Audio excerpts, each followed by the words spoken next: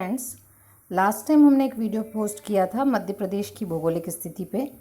आज हम एक नया वीडियो लेकर आ रहे हैं। बहुत छोटा वीडियो है। मध्य प्रदेश के संभाग, तहसील और ज़िले से रिलेटेड वीडियो हम अलग से बनाएंगे। तो हम स्टार्ट करते हैं। सबसे पहले हम ये जानेंगे संभाग क्या होता है कि जब दो या दो से अधिक ज़िलों को मिलाकर एक समूह बनाया जाता है तो वो कहलाता है संभाग। भारत में से बहुत से राज्य हैं जहाँ पर संभाग को प्रमंडल भी कहा जाता है। अब हम मध्य प्रदेश की अगर बात करें तो मध्य प्रदेश में 10 संभाग हैं। यहाँ पर क्षेत्रफल की दृष्टि से सबसे बड़ा संभाग जबलपुर है, जिसका एरिया है 10,160 वर्ग किलोमीटर। सबसे छोटा संभाग है होशंगाबाद। होशंगाबाद की स्थापना हुई सन 2008 में और इसके अंतर्गत 3 जिले आते हैं, होशंगाबाद, हरदा एवं बैतूल। होशंगाबाद को नर्मदापुरम के नाम से भी जाना जाता था।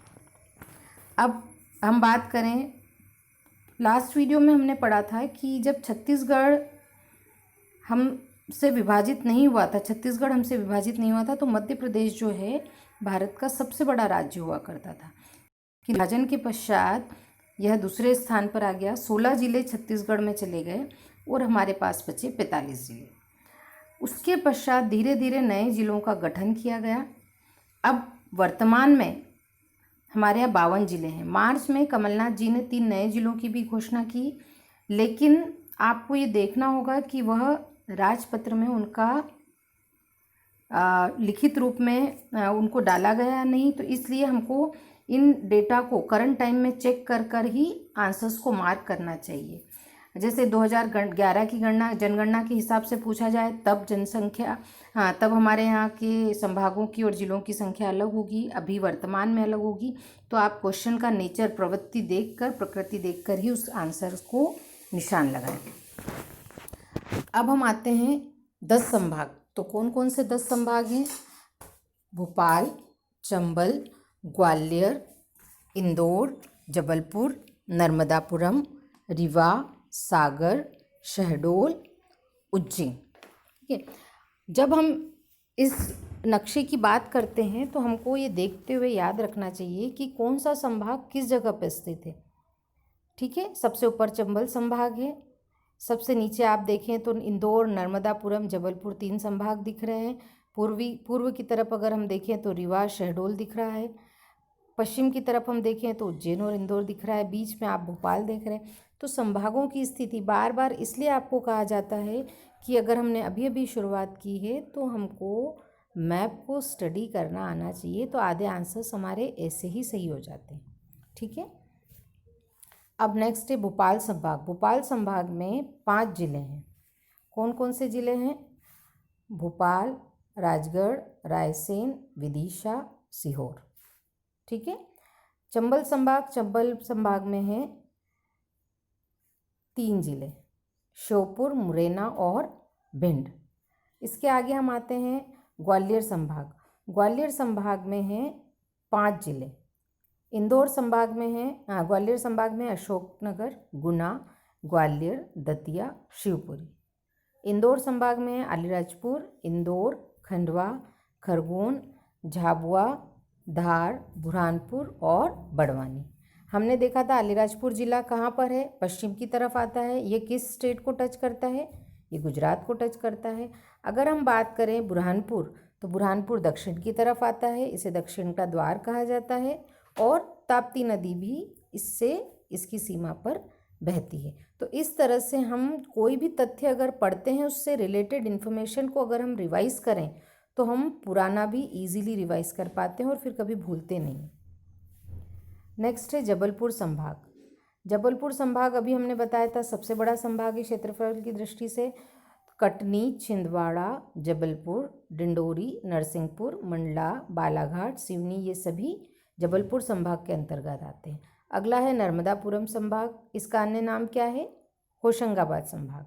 इसके अंदर 3 जिले हैं, बैतूल, हरदा, होशंगाबाद। अब हम आते हैं रीवा संभाग में। रीवा संभाग में हम देखते हैं कितने ज़िले हैं? 4।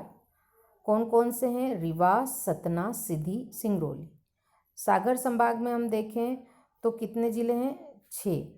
छतरपुर, टीकमगढ़, दमोह, पन्ना, सागर, निवाड़ी।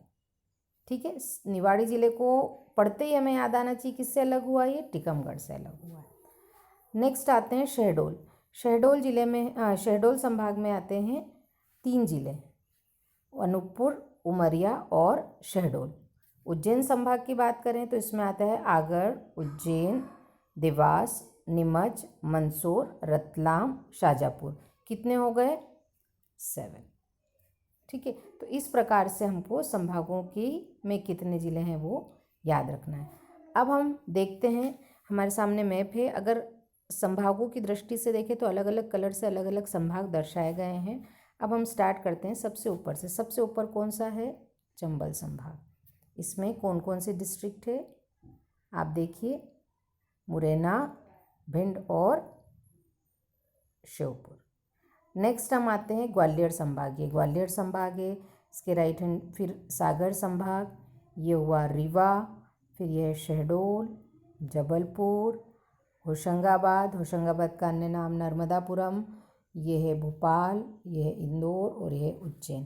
तो 1 2 3 4 5 6 7 8 9 और ये 10 संभाग हम कंप्लीट कर चुके हैं। तो आप क्या करिए, नक्शा बनाइए, और अगर हम जिलों के नाम नहीं याद कर पाएँ तो कम से कम संभाग के नाम तो लिखें उस स्थान के आसपास, तो हमको आगे चल के स्थितियाँ क्लियर होगी। पहले हम मध्य प्रदेश की सीमाएं जानें, राज्यों की सीमाएं जानें उससे लगती हुई, फिर हम संभागों की स्थिति जानें, संभाग के बाद हम जिलों के बारे में पढ़ें। तो धीरे धीरे आप फेमिलियर हो जाएंगे कि कौन सा स्थान मध्य प्रदेश में किस दिशा में स्थित है। अब हम इनके कुछ MCQs कर रहे हैं। इस पार्ट में हम कुछ कम MCQs करेंगे, कोशिश करेंगे कि एक PDF बना के आपको बहुत सारे MCQs दे दिए जाएं। तो सबसे पहला है, मध्य प्रदेश का कौन सा संभाग क्षेत्रफल की दृष्टि से सबसे बड़ा है? जबलपुर। मध्य प्रदेश के गठन के समय कितने जिले थे? 43। मध्य प्रदेश की किस संभाग में 3 जिले हैं? नर्मदापुरम और चंबल संभाग। किस संभाग का नाम बदलकर नर्मदापुरम कर दिया गया? होशंगाबाद। नर्मदापुरम संभाग का निर्माण किस सन में किया गया था? 2008 में। सर्वाधिक जिले किस संभाग में हैं?